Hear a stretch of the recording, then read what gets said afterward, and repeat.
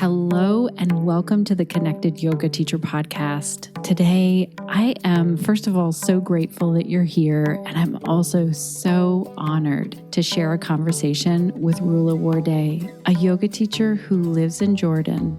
Rula's father was born in Bethlehem, and she spent a lot of her time as she was growing up in that homeland of occupied Palestine. This was a conversation that Rula and I actually did live on December the 5th, 2023, and I wanted to share parts of it here so you can listen if you're on the go. Maybe you had missed that conversation, and if you do want to go and watch the entire conversation, including a video with both her and I, with way more than this episode, I will include a link in the show notes. Now, before we get into this and hear Rula's story, I should introduce myself. If you're new here, it's amazing to connect with you. I'm your host, Shannon Crow. My pronouns are she, her, and this podcast is being recorded on the traditional territory of the Ojibwe, Odawa, and Mississauga people. And I just went to a workshop the other day, and I learned that the Potawatomi people also were keepers of this land. So I am just continuing to learn about the culture of the Anishinaabe people, while also learning about my own settler ancestors who came here to Turtle Island generations ago. I'm a Canadian yoga teacher, a mom of 3, an entrepreneur, and someone who just has a lot of questions and wants to keep learning. And that's why I feel like this podcast has been such a good fit. And that's another reason why I'm grateful that you're here, because we get to hang out each and every week and learn together from some amazing yoga teachers from around the world. And what makes this possible? We have 2 sponsors. So one is OfferingTree. I use and love this software in my own business because it automates everything. My bookings, my payments, Zoom links, reminders, and so much more. We have a special podcast listener discount code for you if you want to check that out. That's over at OfferingTree.com/Shannon. And this is also brought to you by Pelvic Health Professionals. So I work as the founder of Pelvic Health Professionals. This is a place where movement educators and healthcare professionals come together, collaborate, and learn the most up-to-date information regarding pelvic health. So check out pelvichealthprofessionals.com. We've got some free resources there, and you can also see how you can join and learn along with us. One of the reasons this podcast is called the Connected Yoga Teacher Podcast is because I really believe in connections to ourselves, but also to our communities. And I believe that connections and stories can make such a difference, especially during times when there are conflict and divisions like we are seeing right now around the world, and especially in the Middle East. So you might be wondering, why are we covering this on the podcast? Maybe, like me, you've never been to the Middle East. It might feel really far away. Or maybe you feel like you don't know much about that area, or you feel uncomfortable when conversations move to topics like politics and conflict. And I get it. And that's why I want to introduce you today to my good friend Rula. She's amazing at sharing how yoga has supported her and her students, many who have Palestinian roots or many who are Palestinian. And at the end of the day, we know this as yoga teachers, that we are all connected. I see it all the time on this podcast. As I got to know Rula, I learned that she has family in Canada, and she became a yoga teacher here when there were no yoga teacher trainings in her area. And you know how it is when you learn about one yoga teacher friend and they know someone else and you form those connections. So I cannot wait until you meet Rula, you hear her powerful story, and you hear about the work that she was doing in refugee camps in her area. And she's actually passed that work along. And I'm following up with who's doing that work now, because she passed this on in a way to allow other people to do this work. It's really amazing. Let's dive in and meet Rula.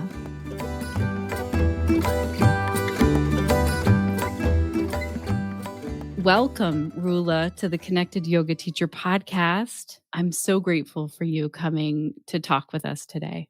Thank you, Shannon. I'm very grateful for you connecting with me, and we tried to connect before, and really being there for each other in these times. I think it's really important.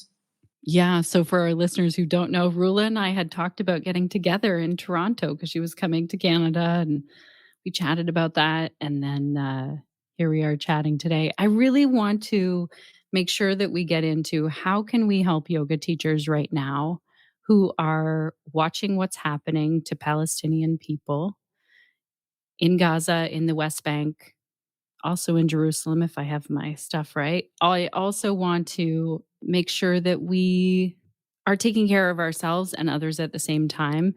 Rula, before we get into all of this, can you tell our podcast listeners what's the work that you do as a yoga teacher and who do you do it for? Sure.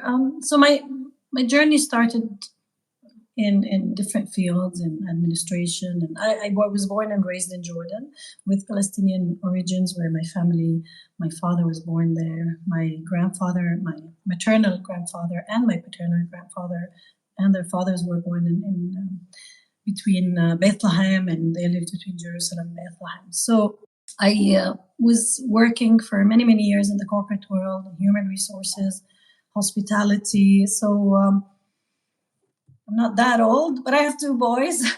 So Michael is in first year university, and youngest is grade 9 right now. But I came to yoga as a self-practice many years back in 2006. And when I left my full-time job, I started exploring the yoga. So to explain and shed light here, Jordan didn't have many options here. So we had probably a couple of teachers, no studios, or one studio. And so that was probably in 2006, 2007. And I grew more and more interested in the practice, and mainly the healing practice of yoga. And really, it really dives deep into the body and the mind. Anyway, to cut it short, I got into my first teacher training in 2010, 2009, 2010. It was over 6 months in Canada while I was living there with my family with the yoga tree in Toronto. And after that, I started teaching there for a while. While I was there was the Iraq-Syria conflicts and wars going on. And Jordan, of course, had more and more refugees coming in. So if you probably know a little bit about Jordan, Jordan, of course, during the Nakba 1948, many Palestinians moved to Jordan, Syria, but there was a big concentration in Jordan. And a big majority of Jordanians have Palestinian origins, and the same for my family. Connected yoga teachers, I'm popping in here for a moment in case you have not heard of the 1948 Nakba. I really encourage you to look it up, to learn more about it for sure. And I'll also just share a few quick facts from Wikipedia. So the Nakba, which translates to the catastrophe in Arabic, is the violent displacement and dispossession of the Palestinian people, along with their destruction of their society, culture, identity, political rights, and national aspirations. This is a term that was used to describe the events back in 1948 and the continuing and ongoing events as well. Some people say that the Nakba never really ended at this time of the 1948 war. So at this time, it's really important to note that 750,000 plus Palestinian Arabs, about half the population at that time, fled their homes. They were expelled by militias at that time, Zionist militias, and later the Israeli army in what is now Israel, but before then was Palestine. And now that part of Israel covers 78% of the total land area that was formerly Palestine. Now, I am not a history expert. I've been learning about this for a few years, and I highly recommend that when you are learning about this, you listen to people who have been to the area, who know a lot about history, or like Rula has roots there, has been there, was born in that area, understands that area, and then also learn from the historians as well so that it can really, we don't want to put the work on Palestinians right now to teach us their history and their stories. There are tons of resources. You can search for movies. There are books, podcasts. I'm going to link to a 3-part podcast that really, I think, is the best unbiased version of this history that I've come across so far. Okay, let's get back to our chat with Rula. So we were getting more refugees after the Syria and Iraq war. And as yoga teachers, and we had more yoga teachers by then, we were thinking, how can we serve? How can we practice, save and not only teach and do that? So I started offering just volunteer sessions for urban refugees. And then I met through that 2 other Irish teachers who were coming with their trauma and trauma-sensitive yoga. And then we grew the program into a 5-day program over 4 years. We used to offer yoga teachers the training, and in return, they would volunteer and teach either in urban refugees in centers in Amman, around Amman, or in the camps. And the experience was, I have to say, was very enriching because you not only taught yoga as an exercise. Yoga, of course, was being taught as something that is healing and building people communities. So people were actually really enjoying coming to classes and connecting with each other on a different level than what they were experiencing outside. So it was more like a space for them. And from there, currently I specialize in Yin Yoga since 2012. I teach at my home studio, and holding space maybe was a little bit different during these times. We have connections of yoga teachers in Bethlehem, in Ramallah, in Palestine as well. So there is this community. Also, we built it through the Yoga Mandala Project. This is when we were working with trauma-sensitive yoga. So it really brought us together as a community, as teachers, for a common purpose. And this was my experience in terms of, I would say, limited experience when it comes to trauma. But it gave me these tools to be able to modify any class, really read the room well, and try to sense what people really need at the moment and try to serve that. Yeah. And so when you and I talked a while ago, maybe a week or 2 ago, you had said that you're holding space for your students who a lot of them are Palestinian or have family there. Can you tell us what? Well, first of all, I would just want to say thank you so much for continuing with your classes and having that gathering and connection space for your students.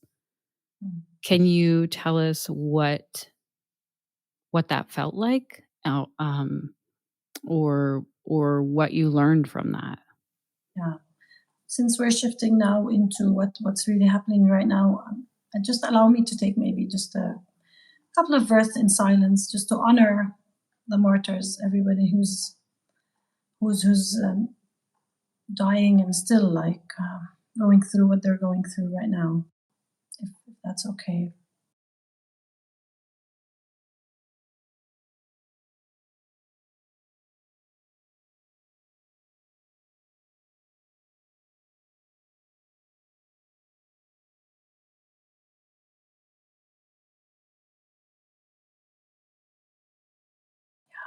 So actually, when you asked me, Shannon, last week about how you're holding space, I was like, oh, am I holding? I was like, I didn't think about that. Because since everything started happening and the attack on the whole thing erupted, and attack on Gaza and the bombings and the pictures and everything, just so many emotions have been happening. So a lot of anger, a lot of fear, a lot of agitation, and a lot of anxiety, and a lot of disappointments, and a lot of feeling that we're misunderstood, and a lot of feelings that we want to take action. So when you said, how are you holding space? I reflected, because the first week we canceled classes. It was too heavy. It was really too heavy to be able to even come in class and sit on the mat and pretend nothing is happening around us. So we canceled that because there was this feeling of anger, where usually anger is a transformation. It is asking you to do stuff. And as anger was emerging, I felt, so everything I'm going to say today is related to me as what I'm going through. I'm sure I echo a lot of teachers in Jordan, maybe around, but this is my own experience. So I'm not judging anyone if they don't feel the same emotions.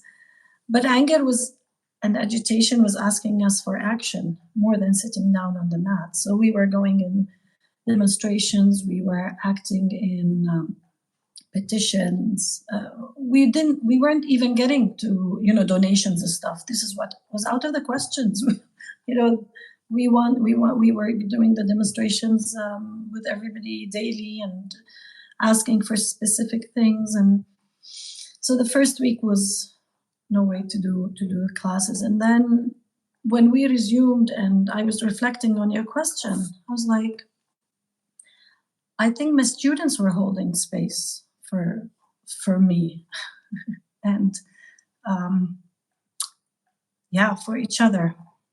Because even though I was teaching in trauma exposed communities, and they were coming with different traumas, for the first time I feel everybody in the room was going through the same thing, the same anxieties and worries, but at the same time, it wasn't about us. That's the dilemma. It's not about us. Why am I taking care of myself right now? It's not about me. Palestinians and our families in Gaza are being bombed and killed, and whole families are being bombarded and wiped off the civil books. And why am I taking care of myself? So we went into this feeling of also like feeling guilty, but at the same time we didn't allow that feeling to go on, because then it will cripple you. It will really stop you from helping, stop you from feeling what is needed. So we were holding space together, because I teach in terms of technicalities, because I teach yin and flow. There was a bit of difference technique. So in flow, we were able to let out some anger steam through the poses. We were able to really work on certain parts of the body. In yin, it was quite challenging, because yin there's a lot that you want to help people to ease yin. We're living in a time of turmoil in yang. Everything is so active and everything is so violent.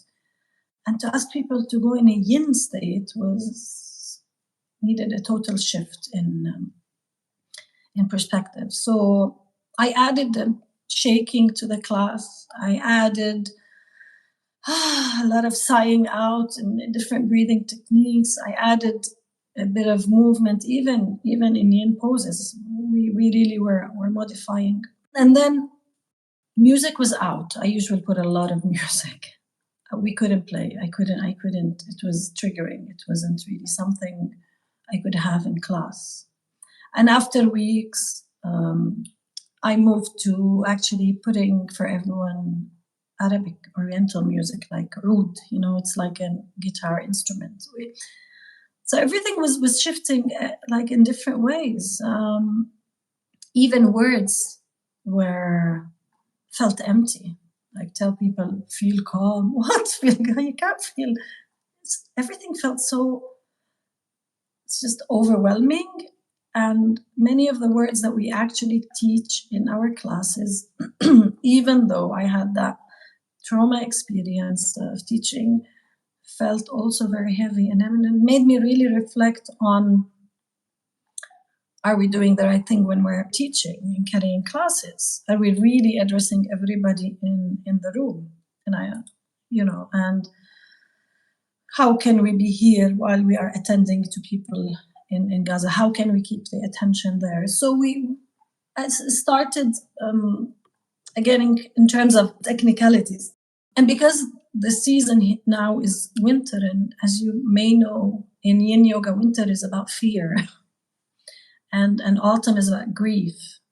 So again, I was avoiding these things, because to speak of these things is something later on, while while our people in Gaza are not able to grieve the dead, and many of them didn't have any family member left to grieve them, while I ask people to take care of themselves was constantly very challenging.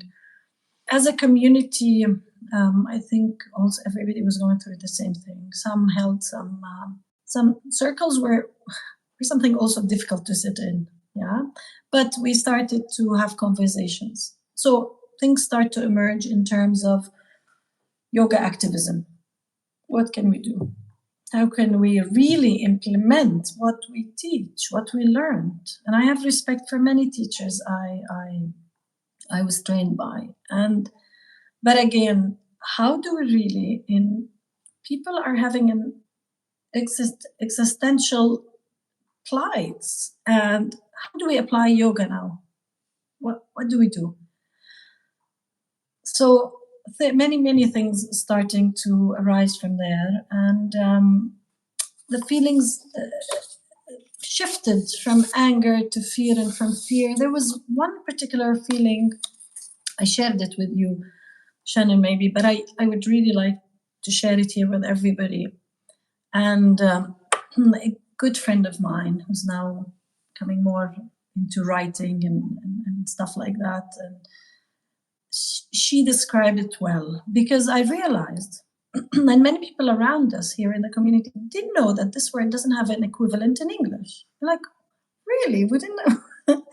So one of the feelings, allow me to read it from a good friend of mine, Khadija Mahaysan, and she described it really well. This word in Arabic is qahr. And qahr is a word that describes exactly us Palestinians, what we feel, and not able to describe it to people around us. Let me read it, and I'll give your audience they can reflect on that in their own way. So there's no English equivalent to the Arabic word qahr. The dictionary says anger, but it's not.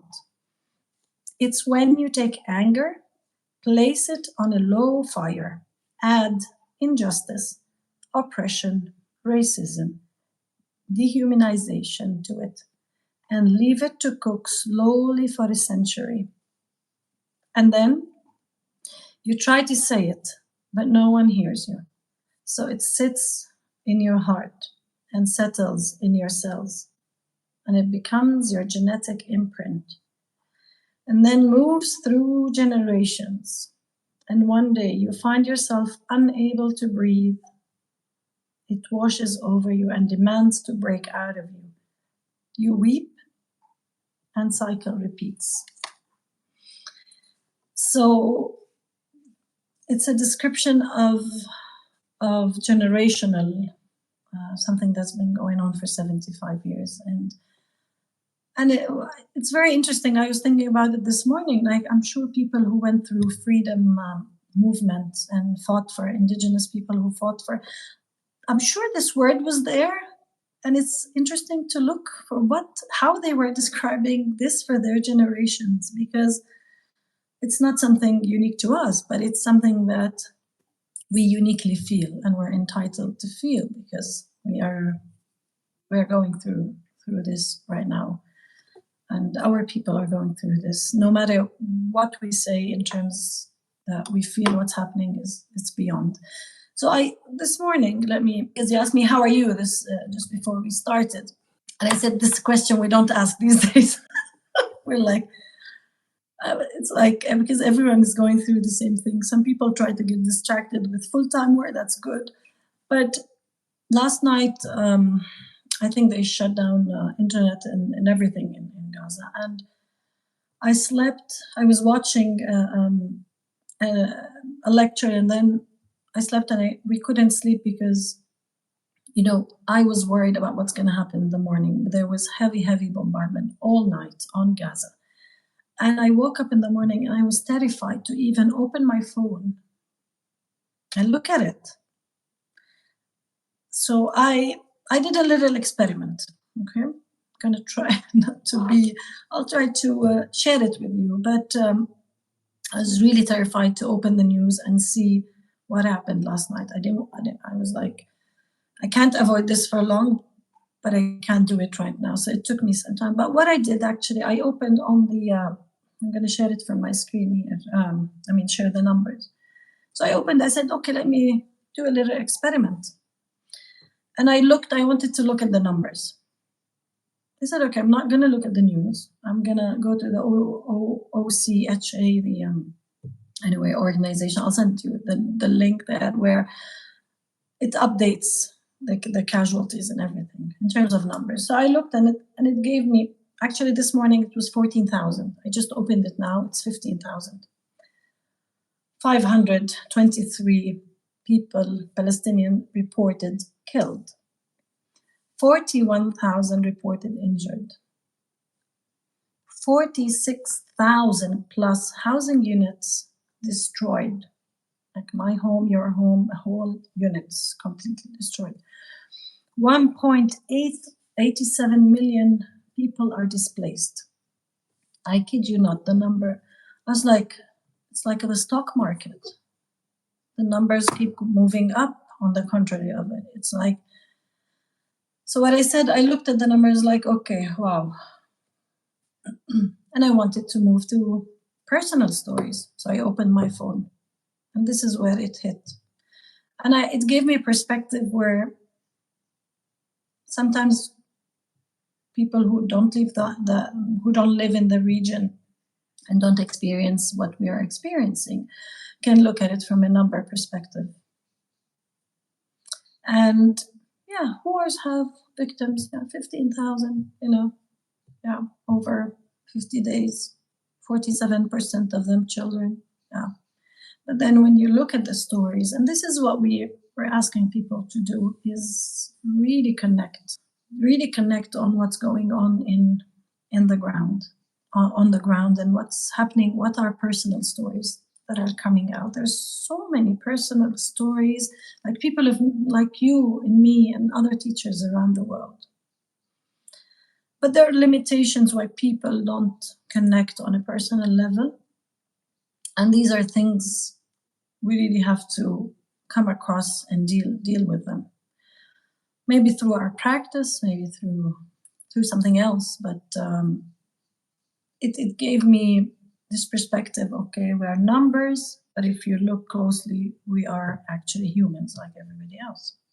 I want to ask you about this because I'm hearing from some people that looking at the news or looking at personal stories on Instagram, because I follow Motaz and Bisan, and I'm more than happy to share a whole list of people. I actually am following these people now to make sure that they're still okay. Like I feel really connected to people who I never knew before. I would like to hear your comments on what about when it feels too dysregulating to look at the news?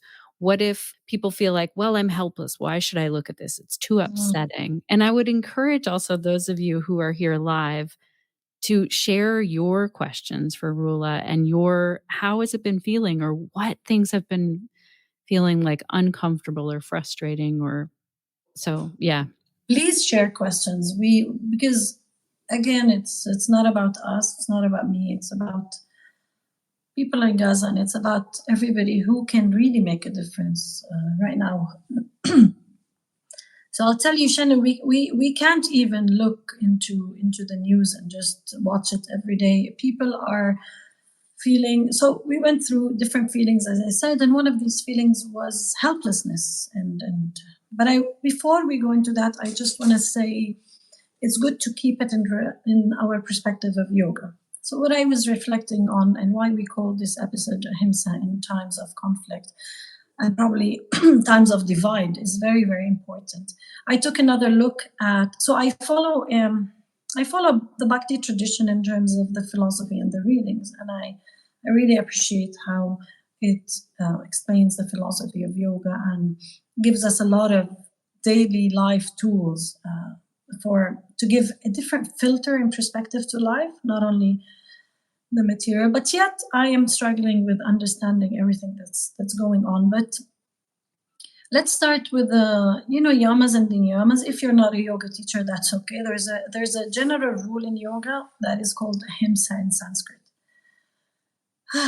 And I always explained Ahimsa as non-violence. And recently, Ahimsa, and from listening to other lectures, is not non-violence, because it's so difficult, it's impossible to live with no violence at all.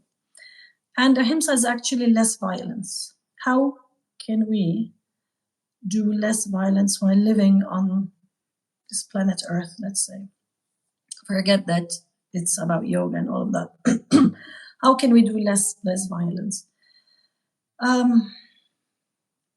And the visions that was coming to me in my head was from the Bhagavad Gita, which is the sacred book in the yoga tradition, about it opened in the battlefield where Krishna and Arjuna, the warrior, let's put it in simple words, he was about to fight his family and kin, and it was over land. And Arjuna was actually wanting him to fight, and Krishna wanted him to fight, and Arjuna was trying. He was going through a dilemma in his mind, like, these are my family, my cousins. How can I do this against? They took our land, but this is my family, and the whole dialogue is.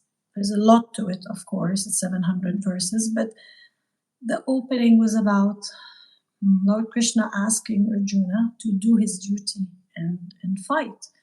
Because if he doesn't do this harm, more harm is going to come later on. I'll leave it to your listeners to explain it the way they relate to, but it was very interesting to read this verse and the way it was explained to me and relate to it in this way in these times. So himsa means violence, and a in Sanskrit means negative, non-violence. But it's explained in many ways about doing less violence. So when you're a vegetarian, you're doing less violence. When you're in conflict with your family, you try to find one family member, and later you can deal with it. It's about how do we balance this. When it comes to politics, it's totally different. When politics is about himsa and it's not about ahimsa. That's why we're supposed to be the ones who actually stop the politicians and say, okay, enough. Yeah, you punished the other side. You bombed 15,000 people, homes, children. 50% are children. This is enough. So we're supposed to be the ones to say stop, enough harm. And as the Buddha said, you can't seize hatred by hatred, and we can't crime begets crime. We are seeing hate crimes around the U.S. and we're worried for our both sides. People are not supposed to do that to each other. Yet we consider ourselves conscious communities, aware communities with higher vibration. But when it comes to our gender and when it comes to our region, it's right here, by the way, Jerusalem is right over there, just pointing. It ceases, it stops. Double standard applies. So I just want to, through your podcast, Shannon, I'd like to ask people to speak up, and we'll explain in a bit how we can help each other speak up. But I want to say that by your silence, you're hurting. You're doing more himsa than ahimsa. There's more violence happening because we are accepting. And what I was seeing with the Jewish Voices for Peace and people like that, I say, not in our name. So I don't know how people in the Western world are accepting that these crimes are happening in their name. And I have to say that people are not accepting that. And we can see it on the streets. And we can see that people are really, the issue of Gaza is just uniting everybody, because it's not only about Gaza. It's about the dominance. It's about how we are divided and how we are controlled and how we are. And still, we find many of us are silent, although we know that we are being controlled and dominated and divided. After all the practices that we have as tools. So ahimsa, I would say, if you're silent, I understand the awkwardness of speaking up. I understand that it's awkward for you to speak up. And I understand, but please watch non-mainstream media, get the news. So this can move us to the next step in yoga, which is satya, truthfulness. And truthfulness, when I first was exposed to the 8 limbs, I'm like, wow, these are amazing tools. And they come across all religions, different ways, different colors. But this is such a comprehensive system of the 8 limbs. And I was reading it and I was connecting it with my faith, and I was connecting it with many things in my life. But then when you're in such a plight right now, people are actually dying every second, every minute. Every nine minutes, one child in Gaza is killed. I don't know what else are we waiting for on live TV. But satya, if I'm understanding satya, which is truthfulness, the way it was explained to me is truth to myself and truth to people, and see things for what they really are. So if I am really working towards, in general, not me, but if I'm working in a community towards enlightenment, awakening, all of that, what's my magnifying glass telling me? What am I looking at?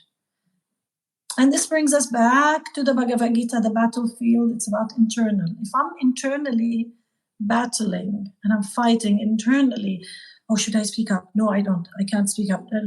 I would upset this group of people. But then if I don't speak up, I'm going to upset this group of people. So there's a conflict going on. I think you should sit with yourself and consider truthfulness. How true are you to your values? And are you applying your values only to one group of people? Group of my friends, we were discussing the other day, and we said, if this is what's happening to Israelis, we don't want genocide.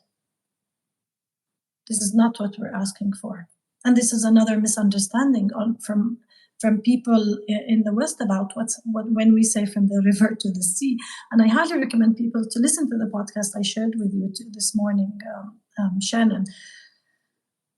Things are misleading people to understand our message is wrong. We chant for freedom. We don't chant for genocide. It's about a Zionist movement. It's not about Jews. Jews have lived together with Palestinians and Arabs in the region, and it was flourishing, and it was amazing. And I highly recommend this documentary by the Jazeera I also shared with you. It just shows you the abundance of the land when everybody was really living their best times in the 20s, in the 30s, and then until 1948, until the movement turned into a Zionist political, I would say, bloodthirsty movement, because it's about replacing us. It's not about living with us. It's about total elimination of Palestinians taking the land. So in order to be true to yourself, And to be true to ourselves, you have to really sit with yourself, dig deep, and see things for what they really are. Which comes to the next point is in the niyamas, vidyaya, which is self-study. We use it at, I know self-study in the 8 limbs relates to studying holy scriptures and old scriptures. That's great. But also do your homework. It's okay if you don't know the history. I didn't know many things about my history, although I was going every summer to Bethlehem. My grandma's house was the best summer holiday ever. I wouldn't want to go to anywhere in the world. We would go to the beach. We would go. No, it was we had access to the beach in there, but it was, look at the history and try to look into neutral resources where they show you the history. So study that, articulate yourself, weapon yourself with the real right terms. Media is really playing with words the whole time. Killing a terrorist. There's a distinction between a freedom fighter and a terrorist. Please look in the history. Look into what they did, the movement in India, the liberation of Africa. Look into all these movements, and they're supposed to send us messages into that. And then when you're asked to speak up, at least you know where to stand, what terms to use, who to follow, how to really go about this. And we'll come to the end, we'll give some advice on what you can do and where to go with that. I want to share one comment here from Yes. Crunch when I was asking, like, how do we feel? What do we do? And I'm saying people who aren't in your area right now, who aren't directly in it. And Crunch had shared how we feel is quite frankly irrelevant in the face of people being murdered. We should not be centering our feelings, especially not on social media. Process in private with your family and friends. And I think this is really key. And then Crunch also commented, focus on uplifting Palestinian voices and their stories, write to your representatives, have conversations with people in your network. I think these are all really important right now. And also, I want to highlight something that you said, to look, like, finding the truth right now is kind of hard because some of us, me included, will look for something that, like, fits with your already what you believe, right? That confirmation bias, like, yes. So finding that truth, I think we need to, I love that you're going to share some resources here, and that it's not like, I have people saying to me, well, with this war or with this conflict, that started October 7th. And these are people in my own circles. I'm like, well, wait a second, like, do you know about the 1948 Nakba? So Yeah. I appreciate that you're saying, let's look at the truth of this. And Crunch is part of your team, right? Yes, she is. Crunch, I was going to say that. But so this is what we were saying. It's not about us. It's about what the people are going through. And in terms of reading into history and resources, we always hear, as I grew up, it was always said, oh, it's complicated. Oh, it's nobody understands.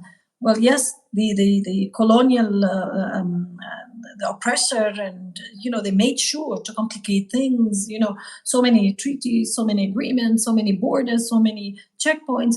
It is complicated to live there, but it's not complicated to understand. There's an oppressor and there is indigenous people, and this is not difficult, but we can help each other really learn about it. But when it comes to satya and truthfulness, at least what we can say, and at least what we can do, is name the harm. We need to name it out. We need to call out that this is harmful. This is not helping anybody. And it's not going to help, by the way, the Israelis and the Jews. It's not going to help them because you're creating more hatred. Connected yoga teachers, I invite you to go and watch the rest of this full interview with Rula on YouTube. I'll link to it in the show notes. And I want to add in something that she told me in a conversation before we had this interview, which really moved me, and I wish I had it recorded. It's that always be recording, but we were just having a chat about how we wanted to really continue to bring this back to yoga and the conversation around what it's like to be a yoga teacher right now. So before we went live, Rula was telling me about how she was raised and how her children are raised and how Palestinians overall are raised. And that is to really separate out what is, the occupying government right now of Israel is very different from Jewish people. And I realized that Israel was created as a Jewish state, as a place for Jewish people, especially after the Holocaust. But what Rula was explaining to me, I thought was really moving, really touching, was she was saying, we teach our children, this is not about people being Jewish. This is not about Jewish culture. This is really about separating like this is not about someone's culture or their religion. This is really, we need to look at the current government in Israel. And I'll take that one step further as well, that I've really learned to watch my language when I'm speaking about a country. I don't say I'm pro any specific country because we know that the government is constantly changing. The leadership is changing. And I think it feels really odd if we're just going to put our complete support behind a government when that is changing. So I guess I want to highlight that I've been learning to separate that even more, a government separate from the civilians that are there in that country. And I think that's important. So see if you can catch yourself, see if you can notice other people with this whole pro some country or really defending a government without questioning a government. I think a government and our leaders are definitely there to question and to continue to try and do better. Oh, and I wanted you to hear Rula's thoughts on this question that I asked her. I wanted to pull this part out for you. Yeah, what do we do if there's yoga teachers here that are listening and they're thinking, I'm afraid to speak up, or I tried to speak up and then I got attacked? I just say, do this. History before judgment. Learn the history and then go. Take your own time. I mean, time is ticking next door. And every morning we don't know what we're going to see, but history, go do the history work before judgment, but take action. So really the action you guys can do out there is different than the action we do. We really need media people. We need people in law firms. We need people to really put out petitions and ask for a ceasefire. Ceasefire is the biggest need right now. But how is it going to happen after the ceasefire? This is up to politicians and historians and people who live in this region, and Palestinians in the diaspora and all of that. But for now, in order for sanity to happen, you need a ceasefire. But they're refusing to do a ceasefire to finish the job. But they're not going to finish the job because they're creating more resistance and more hatred. And it's in everybody's name. In everybody's name. Connected yoga teachers, as I said, I am going to include a link to a podcast that I highly recommend you have a listen to. It's hosted by Allie. It's called Wiser World. Allie is a history teacher, has visited the Middle East, has been there quite a bit, and has done a lot of research to bring this 3-part series together, all about the area of Israel and Palestine. And like I said, it is the most unbiased version of the history that I've found so far. So I would highly recommend that you go and have a listen to it. And if you feel like you want to dig in a little bit further to the history, right now our book club is reading a book called The 100 Years' War on Palestine. So you could read this on your own. But if you want to be part of the book club, it's very informal. It doesn't mean that you've read the book. We're not going chapter by chapter or anything. There are really no rules in our book club. It's happening on Instagram, actually. And if you're not on Instagram, that's okay. You can still read the book. Let me know if you are reading the book. And then at some point, we're going to meet on Zoom again. And there's no fee to this as well. Someone asked me the other day, how much does it cost? And I was like, oh, no. This is just something that we're all doing to learn more. And there's no fee at all for it. Alrighty, I just wanted to leave you with this last part of the interview with Rula, and then I'll meet you at the end and wrap up. And hopefully we inspire other communities and other people, not only yoga teachers and our children. And hopefully we pray for a better future for all children, because all children and future generations deserve something better. We have hope in the younger generation, as what we see. Thank you so much, Rula. Thank you, thank you, thank you. And thank you everyone who's been here for the live or for the replay. Thank you. Thank you again, Rula, from the bottom of my heart. Just thank you for your time here. Thank you for continuing to send me updates. I appreciate it so much. I've learned so much from you. I know our podcast listeners will. Connected Yoga Teachers will make sure to link to Rula's Instagram account and website in our show notes as well. And I guess I want to say one of the big things that I learned from talking with Rula all through this is that I realize even more the difference that connections can make. And I've been really sitting with this question of, is part of what's going on right now a couple of things. One thing is that I wonder if we are trying to be nice, trying to be comfortable. Maybe we're also struggling in our own ways when we are not speaking up for social justice or not speaking up for the people of Gaza. But I think another thing that might be happening, and correct me if you think I'm wrong, connected yoga teachers, is that I don't think we know, and people might not even be telling us, I don't think we know enough Palestinian people to form those connections.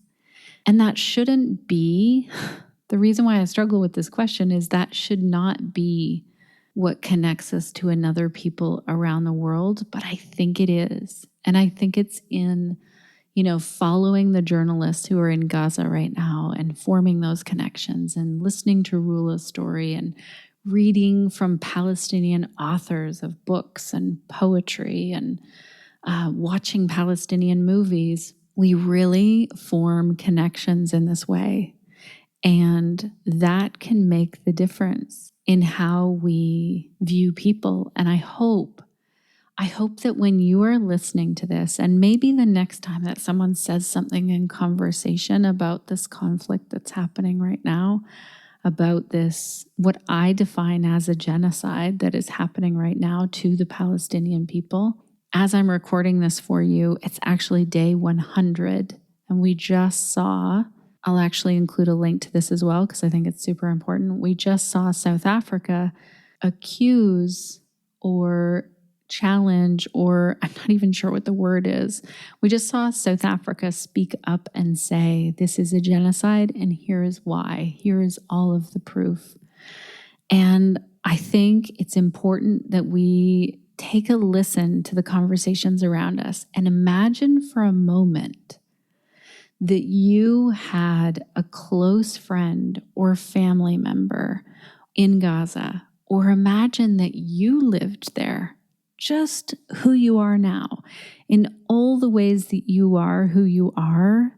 Maybe you are a yoga teacher or a mother or a father or a dog owner or whatever it is that makes you who you are. Imagine that you were born in Gaza. Imagine that you grew up there, and how would you like people across the world to be talking about you? How would you like people to be speaking up for you? This is something that I've been sitting with a lot because we all have watched history. We've all seen dehumanization and disconnect happen to different groups and populations. And it's a dangerous thing when that happens. So I hope we can speak up together, because that makes it easier for all of us, and it can make a huge difference. Also, I wanted to say that after I did this live interview, a yoga teacher who I have so much respect for reached out to me and said, "Shannon, are you going to interview a yoga teacher from Israel?" And I had a couple of people in mind, actually, that other people recommended. And I like to follow someone for a while and, take a look at their website and their social media and see what they're sharing and see if they are really, talking about how to make yoga accessible and inclusive and all of the things that we've learned over the years here together on this podcast. And to be quite honest, I am sure that there are Israeli yoga teachers out there right now who are speaking up for human rights for all people and equality. I haven't found someone yet. There were a couple of people on my radar, and then I saw them post some harmful language. And I just thought, okay, no, that's not going to work out. So if you know of an Israeli yoga teacher who is speaking up for peace, who wants there to be equality for all people, please let them know. And if that is you and you're having a listen to this and you're feeling afraid to speak up, you can also send an email and we can make it anonymous. I know that there are people in Israel right now taking to the streets and speaking up, and I understand that is a really difficult place to be in as well. I know those people are risking their lives. So yeah. Thank you so much, Connected Yoga Teachers, for being here all the way to the end of this episode. And like I said, go watch the full interview. We'll link to that in the show notes. And also, if you would like to join in community, like I said, we have the book club. I'll link to it in the show notes. But we also have a Discord group, which I talked about last week on the podcast. So I share about how that got created. But I'll link to that. It's also free. There's no pressure to do anything in there, but there's a lot of resources organized in a great way on there. You can also invite people to the book club or the Discord group as well. And if you want to hang out in person, live, online, we have some things coming up. So inside of Pelvic Health Professionals, right now we are doing a Yoga for Pelvic Cancer series with Tyler Arneson, and I want to tell you, it is amazing. So far, we've done one class. When this comes out, we'll have a few more classes done, but you can still access the replays. And I want to tell you that, wow, I am so impressed by this yoga series.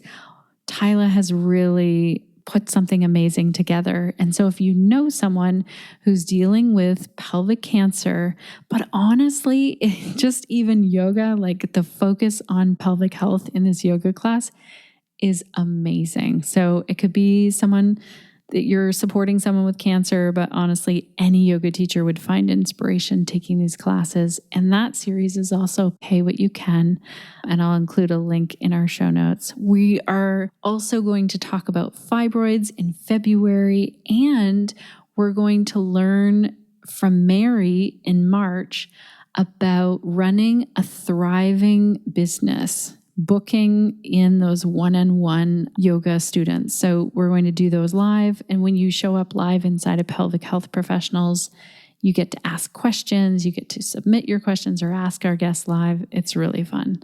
We pay our guests so that you can show up and ask the questions. So that's over at pelvichealthprofessionals.com. You can check it out and join there. Thank you so much to our amazing team over here, Suzanne, Crunch, and Sinead. Thank you. Thank you. Gosh, I feel really emotional saying this thank you because I was feeling immense gratitude for the team in the last month. They have supported me. They've supported each other. It is just a beautiful thing to see when there are people who have hearts like the team that I work with. It's sometimes overwhelming. I'm so grateful. Okay, Connected Yoga Teachers, I'm also so grateful for you that you have been here right up until the end of today's episode. And as usual, I want to ask you a question. What will you be doing this week to stay connected to yourself, your yoga practice, and to your community so that you can share the yoga that lights you up?